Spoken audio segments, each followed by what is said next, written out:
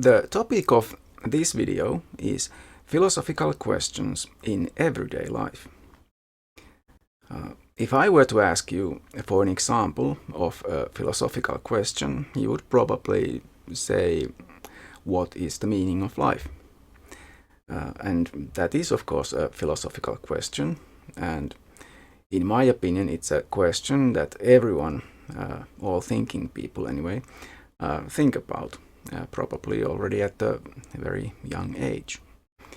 But while everyone thinks about it once in a while, they probably don't think about it in their everyday normal lives. There are other questions that people have to think about in their everyday normal lives that are philosophical. We'll look at those in a moment, but let's first take a look at that common question people associate with philosophy about the meaning of life. I will now use it as an example of what philosophical thinking is like. So, what is the meaning of life? It's a big question. It seems very important, and it might come up when things don't go well in one's life. In some cases, it can come as a reaction to some horrible events, and in other cases, it might be born out of frustration and boredom. So in many situations, people can think,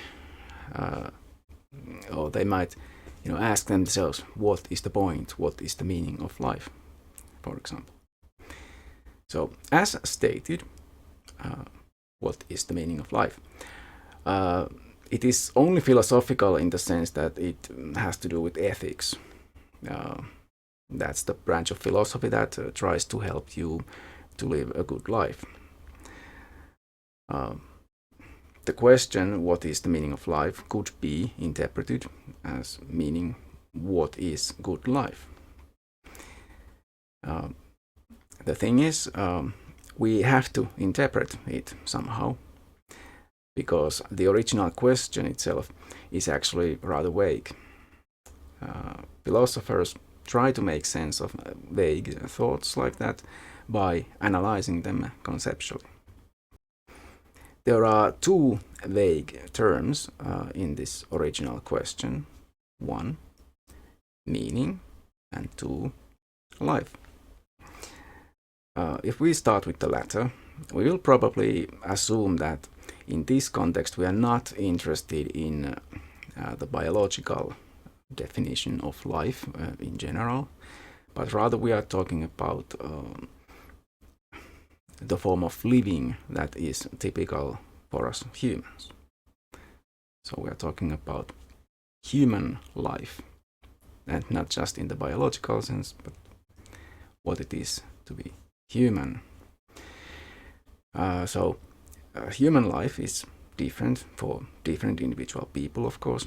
It is also different in different times and places, in different cultures. There are different social situations and social positions, different duties, different abilities, for example, different possibilities for self-actualization. So, are we looking for something that we all have in common? Are we talking about an individual person's life, or the life of the whole species, or something in between? The original question itself does not make this at all clear, and we could have very different answers to the question depending on our assumptions. So what about the term meaning? Perhaps the question is about the experience of leading a meaningful existence, of making a difference, that one's life matters somehow. What makes my life worth living for? Or we could be thinking about purpose. So is there a purpose to life, and whose life? My life as an individual, or the lives of all humans on Earth? Or even we could be talking about the purpose of all of life in general. So, who sets this purpose or goal? And why should anyone else accept it for themselves? By asking questions like these, we are trying to analyze the original question, just as we could analyze any claim or idea. This would be philosophical thinking. Far too often people skip this part and try to answer the question itself, because it is framed as a question, and we like to answer questions immediately. But questions are always framed in some way, as are all ideas, and it is worth analyzing the assumptions underlying the questions or ideas, and it might be a good idea to frame them differently and see how that changes things. Doing all of this is practicing philosophy. Now I have talked about that big question as an example of philosophical thinking, but I promised to talk about philosophical questions in everyday life. And that question is not quite a question for everyday life for most people. So, what kind of philosophical questions are part of everyday life for some people? There probably is no single question that even most people would often ponder, but instead different people will probably have to try and answer several philosophical questions that have to do with what they are doing in their everyday lives, in their work, for example, as part of their jobs. That doesn't mean those questions wouldn't still be philosophical. So in one Finnish school book for high schools, a book for the introductory course to philosophy, the authors provide some examples of this kind of questions, and I have adapted some of those questions to present here to you. So, for example, a neuropsychologist studies the functions of the brains. They try to understand how a sensation such as pain is experienced. The questions neuropsychologists ask are simultaneously psychological and philosophical. For example, what is the connection between the experiencing mind and the brain's receiving the input from sensory neurons? What is pain in general?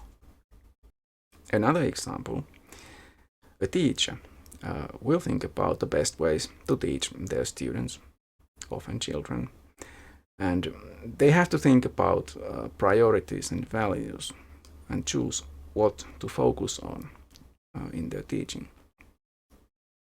Do they try to pass on some piece of knowledge, a way of thinking, a manner of dealing with other people? What is teaching? What is upbringing? Is it even possible to teach? And should values be taught to the next generation? These are the kinds of questions that teachers actually have to ask themselves at least sometimes, not maybe every day, but some of these questions more frequently than others, especially about the content of their teaching, really come up pretty often in my experience. Another example, now this is a really broad example, covers many different professions. For example, lawyers, judges, politicians, certain researchers, all these people are often faced with questions about responsibility and blame. And for example, about how society should deal with questions relating to them, responsibility and blame. For example, some person may get violently angry under the influence of alcohol or other mind-affecting substances. It might be possible to find out which exact people are prone to such behavior. If a person does commit a crime under the influence, to what degree are they guilty of the crime? Should it be a crime to use such substances, or should it be illegal for some people only? To what degree can anything we do really be considered free, an act of free will? What is the purpose of punishment, especially if the person committing a crime cannot be said to have freely chosen to do it? What even is a crime? Law and morals can be very different things. In some cases, laws reflect only matters of taste, such as what is considered obscene. Is that an acceptable basis for law? That also has to do with art, and artists may also find themselves wondering what it is they do, and are there some limits to what they do or should do. For example, is art always beautiful, or can it be sometimes ugly, even obscene? Should anything be accepted as art? Should anything be allowed to be published? What about the freedom of speech? Journalists may often find themselves asking about the limits of their journalistic freedom. It may be limited not only by law, but also by their employer, whoever owns the company eventually. But should they publish, these journalists, should they publish something that may be hurtful to some or harmful to the society in some ways, or harmful to their employer? Should they resist the pressure from their bosses or others who want to control what they publish? Even an influencer in social media should think about how they use their power. Is it okay to promote just any product for money? Or are there ecological or other ethical questions they should look into first? And actually, we all, every one of us who buy groceries and other products, should also think about the ecological cost of our choices. And other ethical questions as well.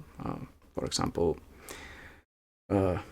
what kind of business am I supporting by buying this product? Perhaps buying a product will even benefit a country that I don't want to support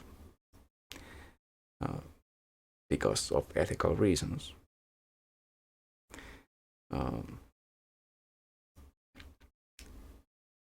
How about how you eventually get a product, especially if you buy it online? But even if you buy it from a regular store, what are the environmental costs of producing, packaging, and delivering that product?